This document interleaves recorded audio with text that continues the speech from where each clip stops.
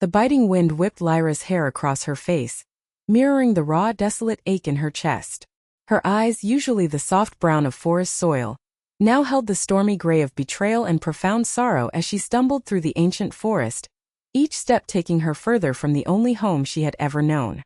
The Crescent Moon Pack, once her solace, had cast her out, an Omega deemed worthless, a pariah, banished into the unforgiving wilderness. The familiar scent of pine and damp earth, usually a comfort, now felt like a cruel mockery, amplifying her isolation. Her heart, a fractured instrument, resonated with the echoes of their accusations, each word a stone weighing her down. She was Lyra, an Omega, a being of gentle nature and a quiet, almost inexplicable affinity for the whisper of the trees and the secrets held within the forest's embrace. Most of the pack saw her as insignificant, a shadow content to live on the fringes, always overlooked, consistently undervalued. Her life had been a series of small forgotten moments until now.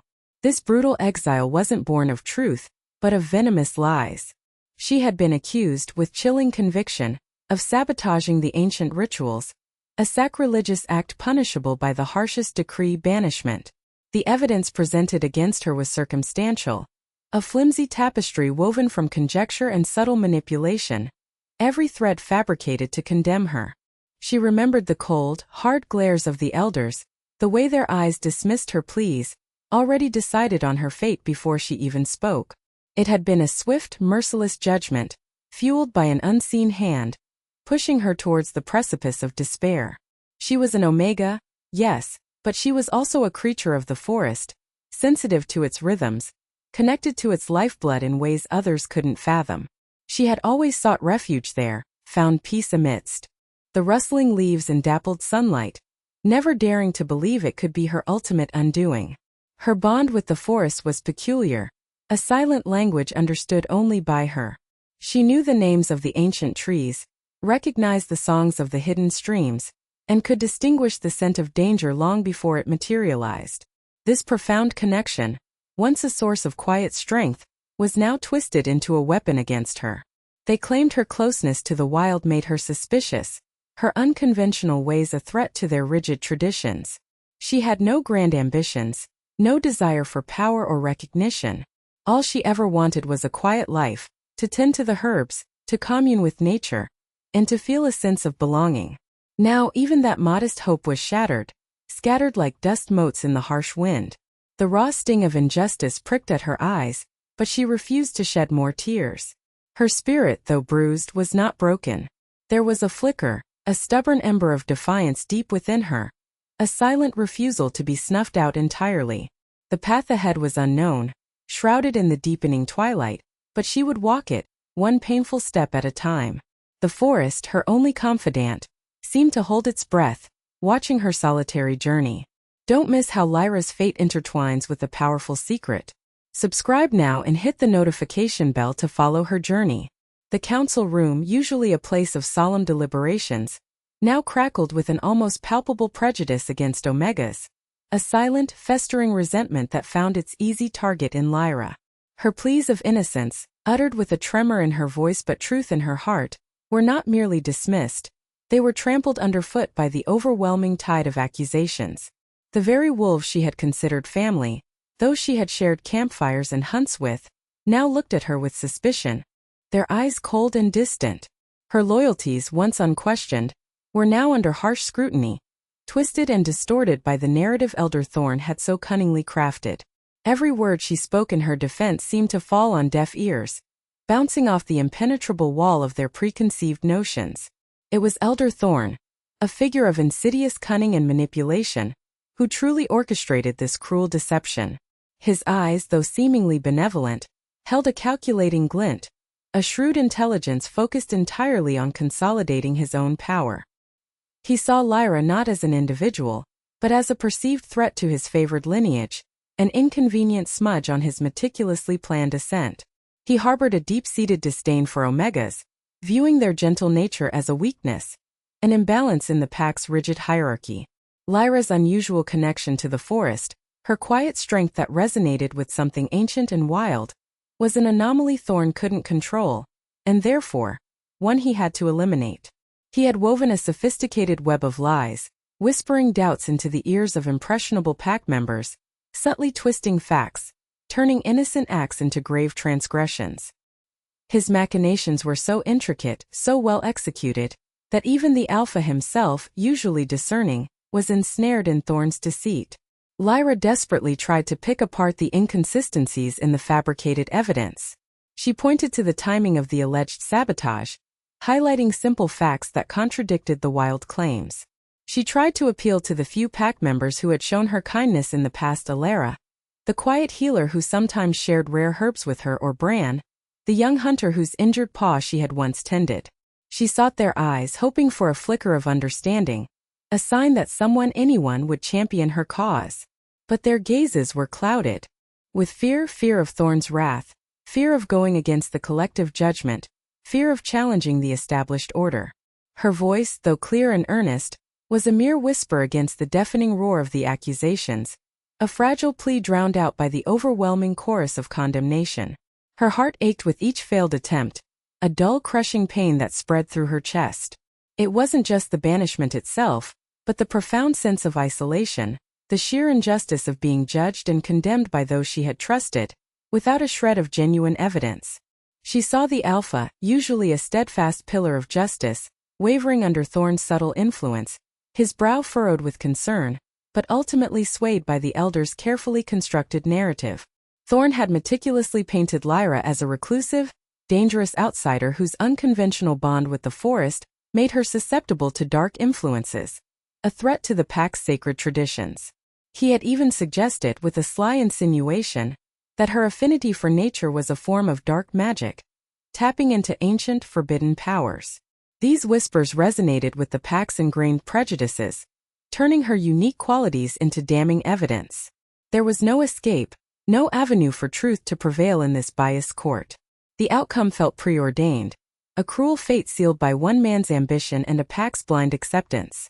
The Alpha, his face grim, finally lifted his hand, the gesture signaling the crushing weight of his decision. Under Thorne's pervasive and poisonous influence, he pronounced the decree of banishment, his voice echoing with a somber finality that tore through Lyra's very soul. Each word was a shard of ice, splintering her heart into 1,000 irreparable pieces. The hope she had desperately clung to, the faint possibility that logic or compassion might prevail, evaporated in an instant, leaving behind an unbearable void. It was done. The sentence was passed, irrevocable and absolute. She was no longer a part of the Crescent Moon Pack, no longer tethered to the community she had called home since birth. Guards, their faces impassive beneath the weight of their duty, moved forward, their silent presence a stark contrast to the tumultuous storm raging within Lyra. They took firm hold of her arms, their grip cold and impersonal, and began to forcibly lead her towards the pack borders. The march was a public humiliation, a stark display of her perceived crimes and their unwavering justice. Every step away from the heart of the territory felt like a betrayal, each familiar tree, a silent witness to her undoing. Her eyes burned, but she refused to give them the satisfaction of tears. She would walk with what little dignity remained, though her spirit was being flayed alive. As they reached the boundary, the invisible line separating their dominion from the wild unknown, the ultimate humiliation awaited her. With practiced, almost ritualistic movements, they stripped her of the small embroidered pouch containing her pack mark, a sacred symbol of belonging woven with the fur of her ancestors. The act was swift, brutal, and deeply symbolic. It wasn't just a physical stripping. It was an erasure of her identity, a forcible severing of every thread that connected her to her past. She was no longer Lyra of the Crescent Moon Pack. She was nobody, an outcast, a ghost without a name or a home. The cold air suddenly felt sharper against her exposed skin, as if even the elements recoiled from her shame. Then, as her foot finally crossed the ancient boundary line, stepping onto the untamed earth that lay beyond their rigid laws, something extraordinary happened. It was faint, almost imperceptible, a ripple in the very fabric of existence, a surge of ancient magic thrumming beneath her skin. It wasn't the searing pain of banishment she expected, but a deep, resonant hum, like a forgotten chord struck within her very being. The sensation was fleeting, a quicksilver flash of warmth and power that coursed through her veins, a faint echo of something vast and primordial. It was unnoticed by the stoic guards, oblivious in their rigid adherence to protocol, and completely missed by the distant, watching members of her former pack, whose eyes were fixed on the spectacle of her exile. This surge was not a trick of her imagination, nor the last gasp of a dying hope. It was real, a nascent awakening, a quiet stirring of a hidden power that had lain dormant within her, perhaps for generations. It was a power intricately linked to the very earth she now stood upon, the wildness that stretched out before her, a stark contrast to the sterile, prejudiced confines of her former life. The magic pulsed, a whisper of promise in the face of utter despair, hinting at a strength and a destiny she had never even dared to dream of. It was a secret seed, planted at the moment of her greatest vulnerability, destined to bloom into something magnificent. The wilderness, once a symbol of her banishment, now seemed to embrace her, an unexpected cradle for the emergence of her true self. Lyra, stripped of everything, now carried within her an unforeseen, potent spark, a silent rebellion against the fate imposed upon her. The raw wilderness stretched before Lyra, an intimidating canvas of dense forests and craggy peaks, each shadow a potential threat, each rustle of leaves a harbinger of danger. Her first days were a brutal lesson in survival, a harrowing descent into the primal struggle for existence. Hunger gnawed relentlessly at her stomach, a constant, dull ache that overshadowed all other sensations. Fear, a cold serpent, coiled in her gut, tightening its grip with every strange sound, every distant howl that echoed through the oppressive quiet of the night. She moved like a phantom, her senses heightened by the sheer desperation to cling to life, to outwit the lurking predators, both four-legged and unseen, that stalked the untamed lands. The memory of her pack, of warm dens and shared meals, felt like a distant, cruel dream, a comfort irrevocably snatched away. Every muscle screamed with exertion, every breath was a conscious effort, yet she pushed on. Despite the crushing despair, a flicker of something ancient and unyielding began to stir within Lyra. The resilience and innate strength she never knew she possessed slowly started to surface, taking root amidst the desolation. She had always observed the forest, learned its secrets in passing, but now this knowledge became her lifeline. Her keen senses, once dismissed as an Omega's sensitivity, became invaluable tools. She traced animal tracks with an unfamiliar confidence, identifying edible berries and roots with an instinct she couldn't explain. She found shelter beneath the sprawling branches of an ancient oak, fashioning a rudimentary bed from dried leaves, her hands, once soft, growing calloused and strong. It was a harsh, unforgiving apprenticeship, but with each successful hunt, each safe night, she proved her capabilities, demonstrating a fierce independence that blossomed outside the rigid, confining protection of the pack. She was learning to survive, not just as an Omega, but as a wolf of the wild, unburdened by expectations. The days bled into weeks, and as Lyra navigated the labyrinthine wilderness, strange occurrences began to pepper her solitary journey, subtle at first, then increasingly undeniable. It started with the smaller creatures. A timid rabbit, instead of bolting, would pause, its nose twitching, seemingly unafraid of her presence. Birds, usually skittish, would often alight on branches surprisingly close, their songs a gentle soundtrack to her foraging. Once, a particularly aggressive badger, usually a creature to be avoided at all costs, merely huffed and retreated when Lyra, out of desperation to protect a small patch of herbs, simply placed her hand on the earth near it, a strange warmth radiating from her palm. Plant life, too, seemed to respond to her presence in subtle ways. Withered leaves appeared to gain a faint sheen of green at her touch, and blossoming flowers seemed to turn their faces towards her, as if seeking her attention. It was as if the ancient magic that had surged through her at the boundary was not merely a fleeting sensation, but a burgeoning connection to the very pulse of the natural world. These were not conscious acts. Lyra didn't understand them. They were spontaneous, mystical moments that left her bewildered, but also strangely invigorated. She felt less alone, as if the wilderness itself was acknowledging her, folding her into its vast, intricate tapestry. The forest wasn't just a place of refuge or danger anymore. It was becoming an extension of herself, mirroring the silent, powerful transformation unfolding within her. She was Lyra, the banished Omega, but she was also something more, something ancient stirring beneath her skin, whispering of a destiny far grander than she had ever imagined within the confines of her old life. Every passing day in the wild was chiseling away the timid Omega, revealing a resilient, extraordinary being. In the neighboring Silverwood Pack, a kingdom renowned for its balanced leadership and advanced understanding of ancient lore, Prince Kale felt an unexplained unease settle deep within his chest. The news of Lyra's banishment from the Crescent Moon Pack had traveled through the forest like a chilling wind, carrying with it disquieting whispers and a sense of profound injustice. Kale, known throughout the lands for his wisdom, compassionate leadership, and an unwavering commitment to fairness, found himself preoccupied by the tale. He wasn't one to dismiss such matters lightly, especially when they involved an Omega, a class of wolf often overlooked and marginalized.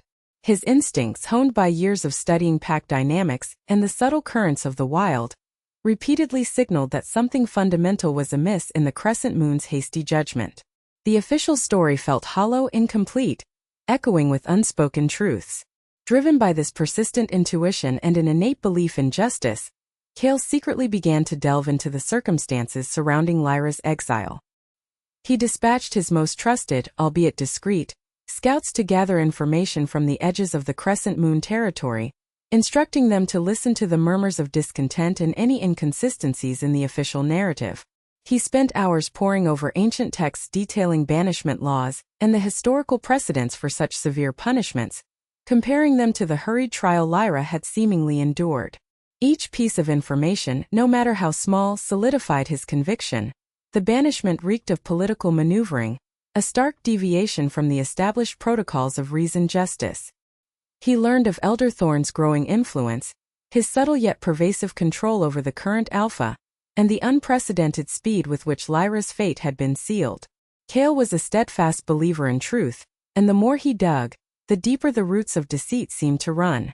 He felt a burgeoning sense of responsibility, a powerful urge to uncover the reality hidden beneath layers of pack politics and prejudice. Meanwhile, back in the wild, Lyra continued her arduous journey, her transformation accelerating with each passing day. She had grown leaner, swifter, her senses sharper than ever before. One late afternoon, as dusk painted the sky in hues of orange and purple, Lyra found herself unexpectedly confronted by an enormous, snarling cave bear, its eyes blazing with territorial fury. It was a creature of immense power, far beyond anything she could hope to outfight with her nascent wilderness skills. Her heart hammered against her ribs, a frantic drum against the backdrop of the bear's guttural roars. Instinct took over, a primal surge of self-preservation that transcended conscious thought. She stumbled backward, tripping over a gnarled root, and just as the bear lunged, a desperate, guttural cry tore from her throat. Suddenly a blinding burst of raw, untamed energy erupted from her, a shimmering azure light that pulsed outwards from her core. It wasn't magic she had learned, nor a skill she had practiced. It was an innate, volcanic force unleashed in a moment of pure terror and absolute necessity. The energy struck the charging bear, not with physical force, but with an overwhelming, disorienting shockwave. The colossal animal roared, not in aggression, but in bewilderment and fear, halting its charge mid-stride. It stumbled back, shaking its massive head, its primal fear overriding its aggression. With a final bewildered snort, the bear turned and lumbered away, disappearing into the deepening shadows, leaving Lyra trembling uncontrollably, sprawled on the forest floor. She pushed herself up slowly, her body still vibrating with an unfamiliar power, her eyes wide with a mixture of terror and profound bewilderment. The air around her still crackled faintly, a faint scent of ozone clinging to the dying light. What had just happened? This wasn't the gentle touch that healed plants or soothed small animals. This was a force potent and wild, something she had never conceived possible within herself. She stared at her hands, then looked around at the disturbed foliage where the energy had dissipated, a small crater scorched into the earth where she had impacted. The scale of it was terrifying yet exhilarating. She was bewildered by her own strength, a power that had manifested spontaneously, without her command, a direct consequence of her innate desire to survive. It was a clear, undeniable sign that the surge she felt at the boundary was not a mere illusion, but the first tremor of a dormant, incredible power awakening within her, confirming the whispers of destiny that had begun to haunt her journey. Kale, his mind a labyrinth of suspicions and growing doubts, continued his meticulous investigation into Lyra's banishment. The more he delved, the more unsettling details he unearthed, like fragments of a shattered mirror reflecting a distorted truth. His discreet scouts, leveraging their connections on the fringes of the Crescent Moon territory, brought back whispers of unexplained disappearances among lower-ranking pack members who might have witnessed Thorn's manipulations. There were inconsistencies in the accounts provided by the elders' vague recollections, conflicting timelines, and a curious eagerness to close the case quickly. Kale noticed that every piece of information, every subtle deflection, pointed towards Thorn's nefarious involvement. The elders' calculated pronouncements during Lyra's trial, initially dismissed as stern but just, now replayed in Kale's mind with an insidious undertone, each word a carefully placed brick in his wall of deceit. He discovered that Thorn had subtly isolated Lyra from potential allies, spreading rumors of her oddity and unreliability long before the formal accusations. This premeditated groundwork solidified Kale's belief that an egregious injustice had indeed occurred, a meticulously planned dismantling of an innocent life for political gain. His conviction hardened into a steely resolve. He would not rest until the truth was brought to light. Meanwhile, Lyra, deep within the pulsating heart of the wilderness, was not merely surviving. She was undergoing a profound, almost mystical transformation. The spontaneous burst of energy that had repelled the cave bear was a catalyst, unlocking something primal and ancient within her. She began to embrace her latent abilities, no longer bewildered but cautiously curious, testing the boundaries of her newfound power. The whispers of the forest, once a gentle lullaby, now spoke to her in clearer, more articulate voices. She discovered her unique connection to ancient wolf spirits, ethereal beings that moved through the trees like mist, their wisdom echoing through the ages. They appeared to her in shimmering visions at dusk, their forms coalescing from dappled light and shadow, their eyes holding the depth of forgotten lore. Through these encounters, she learned to understand and communicate with certain creatures, not through sounds, but through a silent, empathic exchange of intentions and feelings. A wise old owl, its feathers like spun moonlight, became a frequent companion, guiding her to hidden springs and ancient, undisturbed glades. Deer, once skittish, would approach her without fear, offering their quiet presence, their eyes reflecting an untamed understanding. Her touch, which had once merely caused plants to respond, now seemed to accelerate their growth, coaxing blossoms from dormant buds with a mere brush of her fingertips. The raw, untamed energy she had unleashed before was no longer a terrifying, uncontrollable force. It was becoming an extension of her will, a tool of harmony and protection. She was becoming more wolf, more spirit, more of the wilderness itself.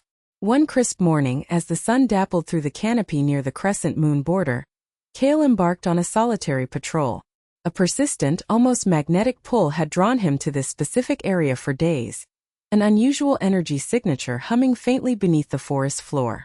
It was unlike anything he had sensed before, a powerful yet gentle vibration, a blend of ancient magic and raw, untamed life force.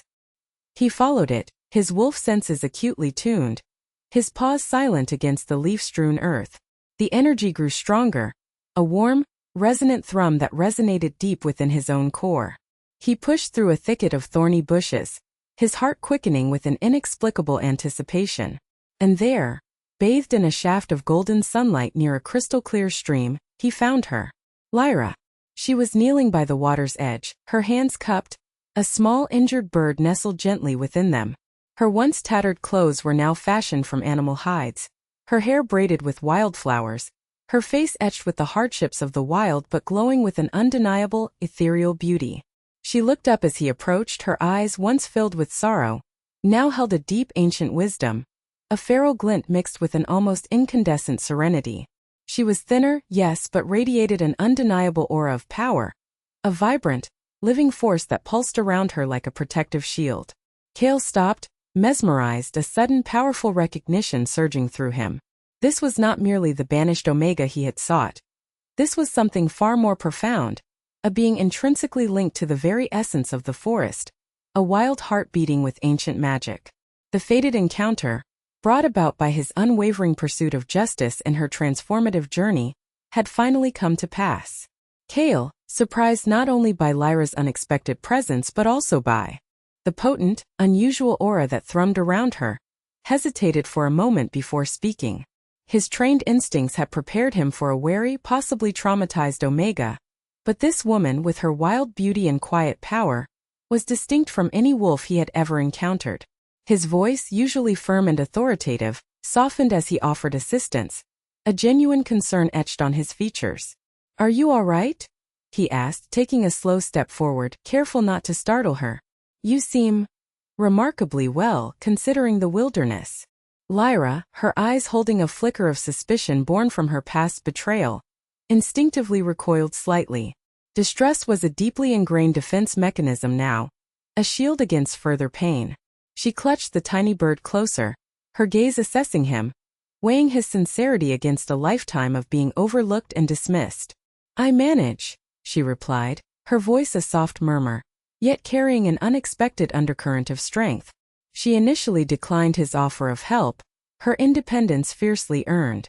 But Kale's persistent gentleness, the quiet respect in his gaze, slowly began to chip away at her defenses. He spoke not of her banishment, nor of her Omega status, but of her resilience, of the difficult path she must have traversed.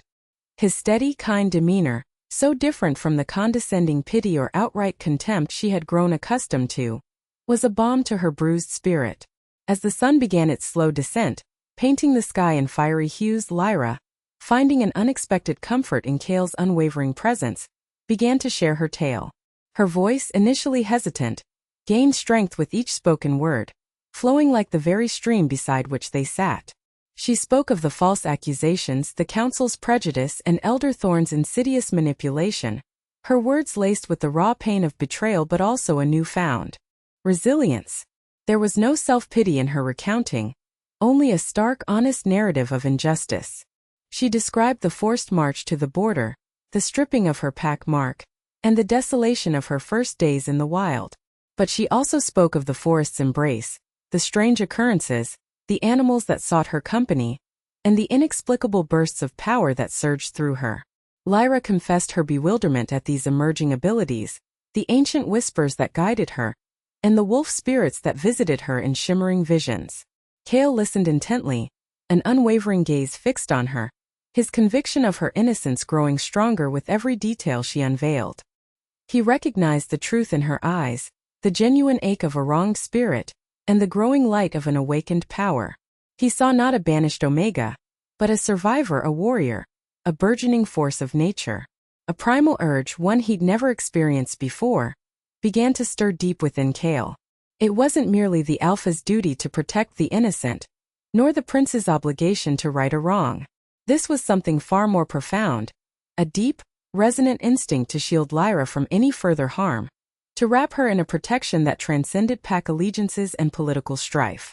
Her vulnerability, juxtaposed with her burgeoning power, ignited a fierce, protective fire within him.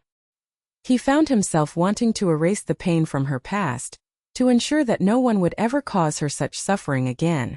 This immediate, almost overwhelming connection hinted at a deeper bond, a profound recognition that resonated in the very core of his being. It was an unspoken promise, a silent vow that her journey of hardship had ended, and a new chapter, one of safety and profound connection, was about to begin. The air between them, charged with shared understanding and nascent emotion, crackled with an unspoken truth.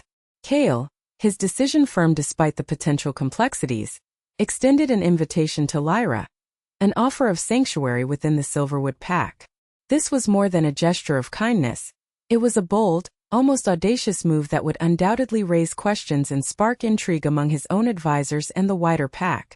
Bringing a banished Omega from a rival territory, especially one accused of such grave crimes, was unprecedented. Yet, looking into Lyra's eyes, seeing her strength woven with lingering vulnerability, Kale knew it was the right choice. He saw not just a victim but a leader, a force for good. He explained the Silverwood customs, the open-mindedness of his pack, and his personal conviction in her innocence. Lyra, though still wary, saw the genuine sincerity in his gaze, a stark contrast to the judgment she had endured. She accepted, a quiet hope blossoming in her chest that perhaps, finally, She had found a place where truth could flourish. The journey to Silverwood territory was filled with a quiet intensity, a sense of destiny unfolding with each step they took together. Lyra's adjustment to Silverwood was a delicate dance between acceptance and lingering suspicion. Cale had personally introduced her to the pack elders and several influential members, vouching for her with a conviction that brooked no argument. Some, particularly those who respected Cale's judgment and the Silverwood's ethos of fairness, were welcoming. Healers sought her knowledge of wild herbs, warriors admired her quiet resilience, and younger wolves were fascinated by her unique connection to the forest. They sensed the power radiating from her, a natural affinity that resonated deeply with their pack's reverence for nature. However, whispers still followed her, shadows of doubt cast by fear and the pervasive rumors from the Crescent Moon pack. Some, older, more traditional wolves viewed her with suspicion, seeing her as an outsider, a potential harbinger of conflict, or worse, a cursed presence. Lyra navigated these unfamiliar dynamics with grace, her innate gentle nature slowly disarming some, while her quiet strength earned the respect of others. She spent hours in the Silverwood's ancient forest, communing with the trees and creatures, finding solace in the familiar rhythm of nature, which helped her ground herself in this new, uncertain environment. During these weeks, as Lyra slowly began to integrate into the Silverwood, an undeniable shift occurred between her and Cale. Their shared journey, his unwavering belief in her, and the profound justice he sought on her behalf, forged a bond that transcended mere acquaintance. The air around them began to crackle with an unspoken energy, a subtle yet potent connection that grew stronger with each shared glance, each comfortable silence. One evening, as they discussed strategies for uncovering more evidence against Thorn, a new, intoxicating scent filled the air, intertwining around them. It was a scent unique to each of them, a blend of pine, damp earth, and something undeniably Cale, mixed with Lyra's wild essence of forest floor and blooming nightshade. It was distinct, powerful, and utterly unmistakable to any wolf. Both Cale and Lyra froze, their eyes meeting across the flickering firelight. A jolt like lightning shot through their very beings. The scent was a declaration, a primal acknowledgement. They were mates. Fated. The realization hit them with overwhelming force, dissolving any remaining doubt. This was not a choice, but a recognition of an ancient, sacred bond woven into the fabric of their souls. Their hearts pounded in unison, a powerful rhythmic beat, echoing the truth of their connection. This revelation added another layer of complexity to their already intricate relationship, transforming the prince's quest for justice and the Omega's struggle for survival into a shared destiny, tying their individual fates inextricably together. The weight of this discovery was immense, yet beneath it lay a profound, exhilarating sense of belonging, a promise of a future neither had dared to dream of alone. The undeniable mate bond, now consciously recognized, deepened the unspoken currents between Cale and Lyra, transforming their interactions into something profoundly intimate and electric. They spent increasing amounts of time together, ostensibly discussing pack matters or planning Lyra's vindication, but beneath the surface, a delicate romance was blossoming. Their shared glances lingered, charged with a newfound understanding and affection, a brush of hands during a map review, a shared laugh that echoed through the quiet halls of Cale's private study, each small interaction woven into the tapestry of their growing love. Lyra found herself confiding in Cale about her deepest fears, her dreams of a life free from prejudice, and the bewildering power that now surged within her. Cale, in turn, opened up about the burdens of leadership, the isolation of his position, and the profound loneliness he had carried until she arrived. He admired her resilience, her unwavering spirit, and the quiet dignity with which she carried her past pain. Lyra, for her part, was drawn to his unwavering sense of justice, his gentle strength, and the compassionate heart that beat beneath his alpha exterior. Their emotional bond solidified with each passing day, a silent language developing between them that transcended words. The pack began to notice the shift, the way Lyra's presence seemed to calm and invigorate their prince, and how Cale's gaze always found her in a crowded room. One starlit evening, as they sat by a roaring fire in a secluded part of the Silverwood estate, the truth of his heart burst forth from Cale. Overwhelmed by his feelings, by the burning injustice that had been inflicted upon her, and by the sheer magnetic pull of their fated connection, he confessed his growing love. "Lyra," he began, his voice rough with emotion, his gaze unwavering as he met her eyes. I love you. More than I ever thought possible." He reached for her hand, his thumb gently tracing the lines on her palm. "And I believe in you utterly and completely. I believe in your innocence not just with my mind, but with every fiber of my being. I will clear your name, Lyra. I promise you I will make them see the truth."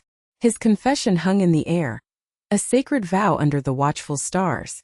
Lyra's heart swelled, tears pricking at her eyes, not of sadness, but of profound relief and an exhilarating sense of belonging.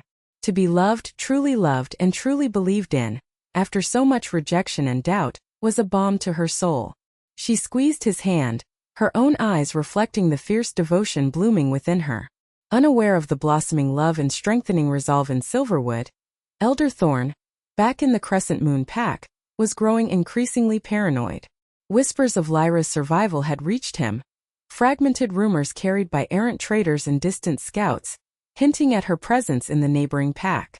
The thought of Lyra, the Omega he had so meticulously stripped of everything, not only surviving but thriving under the protection of Prince Kale, sent a cold shard of fear through his heart. His carefully constructed lie, the foundation of his power, was suddenly vulnerable. If Lyra were to speak, if her story were to be heard outside the prejudiced confines of his influence, his entire edifice of deceit would crumble, and he would face retribution far greater than anything he had inflicted upon her. Thorn became increasingly desperate, his once composed demeanor fraying at the edges. He began to dispatch his own, more ruthless scouts on covert missions, not just to verify the rumors, but to silence her, to eliminate the threat she posed to his absolute control. He subtly increased his surveillance on any pack members who had shown even a flicker of dissent during Lyra's trial, tightening his grip through intimidation and thinly veiled threats. His machinations continued, evolving from subtle manipulation to outright malice. He knew that Lyra, a banished Omega, could not possibly have gained such powerful allies without possessing some hidden, dangerous magic, or perhaps she was simply too resilient, too stubborn to simply disappear as he had intended. Thorn's fear morphed into a dangerous obsession, fueling his dark resolve. He would not allow Lyra's return to unravel his carefully laid plans. He would ensure her silence permanently, no matter the cost. The chess pieces were being moved, setting the stage for an inevitable dramatic confrontation, with Lyra and Kale now standing united against Thorn's escalating treachery. With Kale's unwavering support, Lyra delved deeply into understanding and controlling the ancient powers that now flowed within her. Gone was the bewildered terror of their accidental manifestation. In its place grew a focused determination. Kale, a scholar of ancient lore himself, guided her towards dusty, forgotten texts hidden within the Silverwood archives, scrolls and carvings that spoke of wolf spirits, elemental connections, and the rare, almost mythical earth singers who could commune directly with the land's heartbeat. Lyra devoured the information, her instincts serving as a compass through cryptic passages.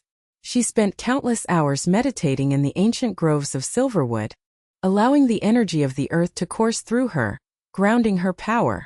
She practiced channeling her strength, learning to coax vines from the soil, to soothe restless animals with a touch, and to conjure a protective shimmer of energy that could deflect physical blows. Her movements became fluid, graceful, infused with a newfound confidence. The Omega, once considered frail, was rapidly transforming into a formidable force, both physically and magically. She honed her senses, able to perceive the subtle shifts in the air, the distant whispers of the wind, and the hidden currents of magical energy that permeated the world. Every training session, every small mastery of her burgeoning abilities, strengthened her resolve, solidifying her belief that this power was not a curse, but a gift, meant to be wielded for justice. In tandem with Lyra's empowerment, Kale meticulously gathered concrete evidence of Thorn's manipulation. He knew that the Alpha of the Crescent Moon Pack, steeped in tradition and loyalty, would not easily overturn a banishment decree without irrefutable proof. Kale revisited the official records of Lyra's trial, cross-referencing witness testimonies, uncovering subtle discrepancies in dates and events. He dispatched his most trusted scouts, not merely to gather whispers, but to find tangible evidence. They uncovered old ledgers from the pack's granary, revealing suspicious shortages of ceremonial herbs precisely when Lyra was accused of sabotaging the rituals. They found disgruntled pack members, previously intimidated into silence by Thorn's influence, who were now willing to speak, their fears slowly replaced by a desire for truth. One elder, long marginalized by Thorn, secretly provided Kale with copies of correspondences that exposed Thorn's financial motivations for controlling certain pack resources that Lyra's alleged crime had conveniently diverted. Each piece of evidence was painstakingly corroborated, forming an undeniable chain of deceit that led directly back to Thorn. Lyra, with her heightened senses, proved invaluable in this process. She could discern the faint scent of fear lingering on old documents, or distinguish the subtle tremor of a lie in a hesitant confession. Together they built a case so solid, so comprehensive, that it would be impossible to deny. As the evidence mounted and Lyra's powers reached new, controlled heights, both she and Kale understood that a direct confrontation with Thorn and the Crescent Moon Pack was not merely a possibility, but an inevitable necessity. This would not be a mere argument. It would be a battle not of claws and fangs, but of truth against deception, honor against corruption. They spent long nights planning, strategizing every potential move, anticipating Thorn's desperate countermeasures. They understood the risks involved. Kale could face accusations of interfering with another pack's internal affairs, and Lyra, despite her newfound strength, could still be viewed as a renegade. But their resolve was unshakable, their bond a fortress against doubt. Kale would champion her publicly, presenting the evidence with the full authority of the Silverwood heir. Lyra would stand by his side, no longer a meek omega, but a beacon of truth, ready to face her accusers with the full strength of her awakened spirit and the ancient powers she now commanded. They were preparing for more than a fight for Lyra's honor. They were preparing for a battle for justice itself, a reckoning that would redefine not just Lyra's fate, but the very fabric of justice between their packs. The stage was being set for a dramatic unveiling, a confrontation that would shake the foundations of the Crescent Moon Pack and expose the darkness lurking within. The moment of truth was drawing near, and they were ready. The moment of truth had finally arrived, a palpable hum of anticipation and tension hanging heavy in the air. Kale, fulfilling his promise and driven by his unwavering commitment to justice, had formally requested a summit between the Silverwood and Crescent Moon packs. It was an unprecedented move, a direct challenge to the Crescent Moon's sovereignty, but the compelling evidence he had amassed, coupled with his position as Alpha Prince, had made the demand irresistible. Elder Thorn, caught between the desire to maintain his facade and the fear of outright refusal, had reluctantly agreed, confident in his ability to twist any narrative to his advantage. The gathering took place in a neutral clearing at the ancient borderlands, a place steeped in generations of shared history and uneasy truces. Representatives from both packs assembled, their faces a mixture of curiosity, apprehension, and thinly veiled hostility. Silverwood warriors stood tall and disciplined, their loyalty to Kale absolute, while the Crescent Moon wolves, many still under Thorn's subtle sway, shifted restlessly, their glances darting between their own alpha and the formidable Silverwood contingent. The atmosphere crackled, thick with unspoken accusations and simmering resentments. Then she emerged. Not the ragged, terrified Omega they had banished, but a vision of quiet power and resolute dignity. Lyra stepped forward, not behind Kale but beside him, her head held high, her gaze steady and unwavering as she met the eyes of her former pack members. The gasps were audible, rippling through the Crescent Moon ranks like a sudden gust of wind. Whispers erupted, a torrent of disbelief and shock. Her once frail frame was now graceful and strong, her features refined by the trials of the wilderness and illuminated by the potent magic that subtly radiated from her. She wore simple, yet elegantly fashioned garments of forest green and earthy brown, adorned with intricate, hand-woven patterns that seemed to echo the ancient runes on Kale's own ceremonial attire. Her eyes, once downcast and sorrowful, now held a deep, knowing light, reflecting an inner strength that astonished those who remembered only her meekness. Elder Thorn, seated prominently beside the Crescent Moon Alpha, visibly flinched, a flicker of genuine fear crossing his avaricious face, quickly masked by a sneer of disbelief. This was not the broken creature he had exiled. This was something far more formidable, a phoenix risen from the ashes he had so carelessly scattered. Many of her former pack mates, especially those who had openly scorned her, now found themselves unable to meet her gaze, a gnawing shame beginning to stir within their collective consciousness. Lyra, the banished Omega, had returned as a force to be reckoned with, an undeniable presence that commanded respect, silencing the murmurs with her mere existence. Kale, his voice resonating with authority and conviction, then began the meticulous presentation of the irrefutable evidence. He spoke with calm precision, laying out the timeline of Thorne's manipulations, detailing the fabricated accusations, and revealing the cynical scheme devised to strip Lyra of her identity and secure Thorne's own power. Each piece of evidence was presented clearly, concisely, leaving no room for doubt. He displayed the forged documents, the discrepancies in the pack's ledgers, and played recorded testimonies of those Thorne had coerced or silenced. Lyra stood perfectly still beside him, a silent, powerful testament to the truth unfolding. Her very presence, her undeniable vibrancy, contradicted every lie Thorne had spun about her being a weak, cursed, or dangerous anomaly. The crescent moon Alpha, his face growing paler with each damning revelation, sank deeper into his seat, his initial skepticism giving way to dawning horror and profound shame. The pack council members who had so easily condemned Lyra now exchanged uneasy glances, their earlier complicity hanging heavy in the air. Thorne's corruption, once a hidden malignancy, was now laid bare for all to see, exposed in the harsh light of undeniable truth.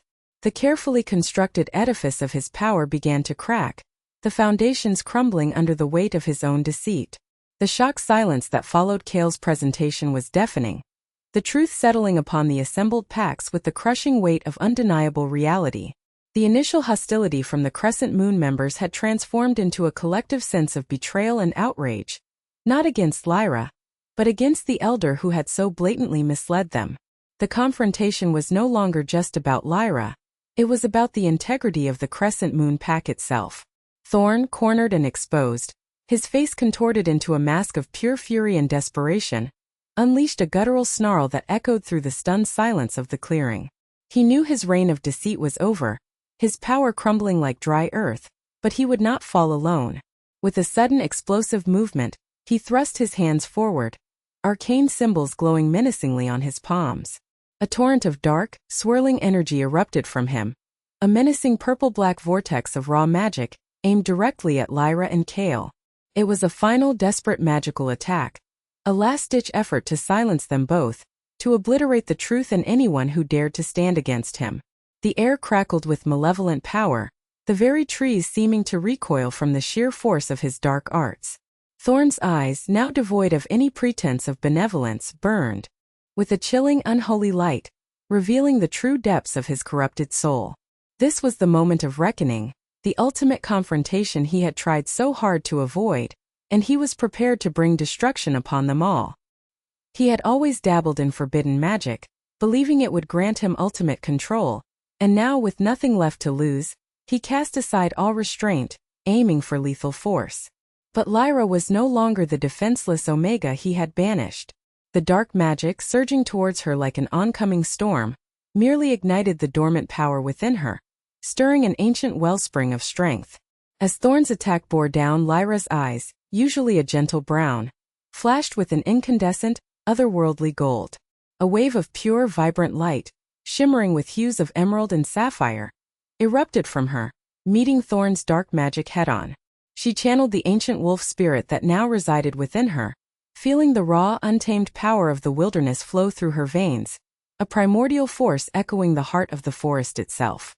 Her connection to nature, forged in the crucible of banishment, allowed her to counter Thorne's destructive energy with a display of raw, untamed, yet harmonizing power. The clash of magic was cataclysmic, a blinding explosion of opposing forces. Lyra stood firm, an unyielding beacon of light and life, protecting Kale and the innocent pack members who shielded their faces from the terrifying spectacle. She wasn't merely deflecting Thorne's attack. She was absorbing its malevolence, transforming it, and sending it back pure and uncorrupted, a mirror reflecting his darkness back upon himself. Vines, thick and strong, erupted from the earth around Thorne, snaking around his limbs, binding him tightly as if the very ground rejected his presence. The wind howled not in chaos, but in a symphony of raw natural power responding to Lyra's command. Overwhelmed by Lyra's astonishing strength, the sheer magnitude of her awakened power, Thorn's dark magic wavered, then shattered like brittle glass. The energy he had unleashed, now twisted and amplified by Lyra's counterspell, surged back into him, not as a physical blow, but as a spiritual backlash, revealing the full extent of his corruption to every single wolf present. He screamed a chilling, unhuman sound, as the vibrant light of truth stripped away his carefully constructed illusions. His influence, built on fear and lies, crumbled instantly. The Crescent Moon Alpha, witnessing the horrifying truth of Thorn's dark powers and Lyra's undeniable purity, finally understood the scale of the deceit. The spell of Thorn's manipulation was broken, replaced by a collective gasp of revulsion and outrage from his own pack. Thorn, his dark powers exposed and defeated, his true withered form now visible for all to see, collapsed. Stripped not only of his magical abilities but also of his title, his authority, and any shred of respect, he was left a pathetic, broken figure. The consequences of his actions, once concealed beneath layers of cunning, now lay bare, inescapable and absolute. Justice, forged in the heart of a banished Omega and championed by a righteous prince, had finally prevailed over the shadows of corruption. The Crescent Moon Pack, witnessing the full, undeniable truth of Thorn's betrayal and Lyra's radiant strength, was gripped by a collective wave of shame and profound regret. The Alpha, his face etched with a newfound humility, stepped forward, his head bowed. He offered a heartfelt, public apology to Lyra, his voice thick with emotion. The words, though long overdue, were sincere, carrying the weight of the pack's collective guilt. Elders who had once condemned her now hung their heads, their previous judgment replaced by a dawning understanding of their culpability. Lyra, standing tall and serene, accepted their apology with a quiet dignity, her gaze sweeping over the faces of those who had once cast her out. The pack, in a unanimous gesture of atonement and respect, offered her a place back in their fold, not as a meek Omega, but as an honored member, their honor fully restored, cleansed by the light of truth she embodied. Yet Lyra, having found her true strength not in the confines of her old pack, but in the embrace of the wild and the unwavering love of Kale, faced a profound choice. Her heart, once broken by their rejection, now beat to a different rhythm, one that resonated with the Silverwood's values in Kale's steadfast presence. She looked at Kale, whose eyes held a silent question and an endless devotion. Her decision was clear, unburdened by past loyalties or expectations. With a gentle yet firm voice, she respectfully declined the Crescent Moon Pack's offer. Her destiny, she explained, lay elsewhere. She chose to remain with Kale, in the Silverwood Pack, embracing her new path as his fated mate and future Luna. This was not a rejection of her past, but an affirmation of her future, a testament to where her true home and purpose now resided. It was a choice born of love, self-discovery, and an unshakable belief in the future they would build together. The Silverwood Pack, having witnessed Lyra's incredible journey from banishment to a powerful force, and her awe-inspiring display of magic against Thorn, eagerly and wholeheartedly accepted her as their future Luna. Any lingering whispers of doubt or suspicion vanished, replaced by an overwhelming sense of pride and admiration. They recognized her strength, not just in magic but in spirit, her wisdom forged in the crucible of hardship, and her powerful, undeniable bond with their Alpha Prince Kale.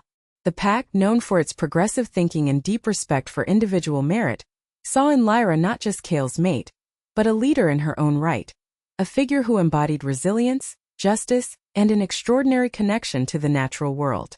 Cheers erupted, their voices echoing through the clearing, a joyous declaration of acceptance and loyalty. Lyra, once deemed an outcast, was now embraced as their future queen, her journey culminating in a profound sense of belonging and purpose within a pack that truly recognized and celebrated her worth. Her story became a legend whispered among the Silverwood wolves, a testament to the fact that true strength and destiny could emerge from the most unlikely of places. The unification of packs, once an unlikely dream, began to blossom under the visionary leadership of Kale and Lyra. As Alpha Prince and future Luna of Silverwood, they wasted no time in forging a stronger alliance between their two territories. The Crescent Moon Pack, humbled by their past misjudgment and eager to atone, readily accepted Silverwood's guidance and Kale's proposals for collaborative ventures. Joint patrols were established along their shared borders, fostering trust and deterring rogue threats that had once exploited their divisions. Trade routes, previously fraught with suspicion, now flourished, exchanging resources and knowledge freely. Lyra, with her intimate understanding of both pack mentalities, became an indispensable bridge between them, her presence a living testament to the possibility of peace and cooperation where discord once reigned. She mediated disputes with an empathy that surprised many, her voice, once unheard, now commanding respect from even the most stubborn elders. This era of peace was not merely a cessation of conflict, but an active, vibrant merging of cultures and strengths, laying the groundwork for a truly unified and prosperous future for both packs. The historical animosity, carefully cultivated by figures like Thorn, steadily eroded under the warmth of genuine collaboration and the undeniable example set by their leaders. Lyra, having fully embraced her destiny, took on an increasingly active and vital role within the Silverwood pack. Her unique abilities, once a source of fear and suspicion, became invaluable assets. As the Luna, she moved beyond the traditional roles, carving out a new path that blended her spiritual connection with practical leadership. Her empathic understanding allowed her to sense the emotional currents within the pack, offering comfort to the distressed and wisdom to the conflicted. She initiated new healing practices, combining her knowledge of ancient herbs and forest lore with the Silverwood healers' established methods, creating a more holistic approach to well-being. Her touch seemed to accelerate recovery, and her presence brought a soothing calm to those suffering. She didn't just heal bodies, she healed spirits, fostering a deep sense of community and mutual support. Young wolves, particularly Omegas, flocked to her, seeking guidance, inspired by her journey from banishment to revered leader. Lyra established learning circles where she taught her insights into the natural world, sharing techniques for sustainable foraging and respectful coexistence with the forest spirits. Her connection to the ancient wolf spirits often manifested in ways that amazed the pack, sometimes guiding lost hunters home or sensing approaching dangers long before conventional means. She became a beacon of hope and guidance, respected by all for her wisdom, compassion, and the quiet strength she exuded. Her influence within Silverwood grew organically, born not of power, but of profound service and an undeniable connection to the heart of the pack. Kale and Lyra, their love stronger and deeper than ever imagined, consciously envisioned a shared future, one where they would rule their pack with an unwavering commitment to justice and compassion. Their bond, forged in adversity and sealed by fate, became an inspiration to every wolf in Silverwood. They were not merely a ruling pair. They were partners, equals, each complementing the other's strengths. Kale's strategic mind and unwavering resolve were balanced by Lyra's intuitive empathy and spiritual wisdom. Together, they made decisions that were not only pragmatic, but also deeply rooted in the well-being and harmony of their people. Their personal connection translated directly into their leadership style, creating an environment of open communication and mutual respect within the pack. They often took walks through the territory, listening to the concerns of the lowliest members, ensuring that every voice was heard, a complete antithesis to Thorn's oppressive rule. Their den, once a symbol of royal authority, became a home filled with warmth and laughter, a testament to the love that anchored their reign. They spoke of expanding their alliances further, of creating a network of peaceful packs bound by trust and shared values, a legacy that would echo for generations. Their shared future was not just about ruling. It was about building, nurturing, and inspiring. They understood that true power lay not in dominance, but in unity, and their love story was a living embodiment of that profound truth, a testament to overcoming adversity and embracing a destiny richer and more meaningful than either had ever dared to dream. The coming years promised prosperity and enduring peace, guided by the unwavering heart of their combined strength. Lyra, the Omega once banished and scorned, now stood as the revered Luna of the united Silverwood pack, her name echoing through the ancient forests as a legend synonymous with resilience, justice, and a powerful all-encompassing love. Her journey, a testament to enduring hardship, had etched her name into the annals of pack history, transforming her from a forgotten outcast into an extraordinary leader. Every challenge had been a crucible, every betrayal a lesson, forging her spirit into an unbreakable force. The suffering she had endured, rather than breaking her, had refined her empathy, deepened her wisdom, and sharpened her resolve to create a world where such injustices could never again flourish. She wore her past not as a scar, but as a badge of honor, a reminder of the strength unearthed from the deepest valleys of despair. The pack thrived under her guidance, recognizing in her a unique blend of primal instinct and profound understanding. Her intuitive connection to the earth and its creatures, once deemed suspicious, was now celebrated as a gift, enriching their lives and deepening their bond with the natural world. She established groves for healing and reflection, sacred spaces where wolves could reconnect with their inner spirits, drawing upon the same ancient energies that had sustained her in the wilderness. Her presence brought a serene stability, a harmony that permeated every aspect of pack life. The young looked up to her, inspired by her tale of courage and transformation, understanding that true power lay not in brute force, but in unwavering spirit and compassionate leadership. Even the most hardened warriors sought her counsel, respecting the quiet authority that stemmed from her deep wisdom and spiritual insight. The story culminated in a scene of breathtaking serenity, Lyra and Kale standing together on a sun-drenched ridge overlooking their vast, flourishing territory.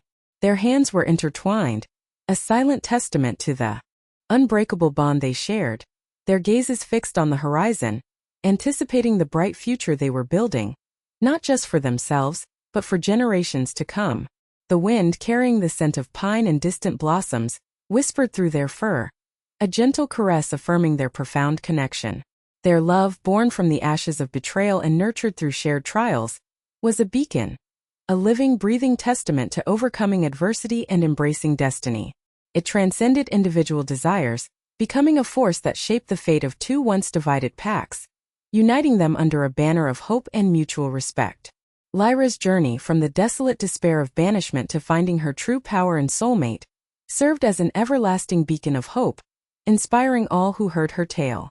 It was a narrative that resonated deep within the hearts of every wolf, a reminder that the spirit, when tested, could not only endure but flourish, blossoming into something far greater than one could ever imagine.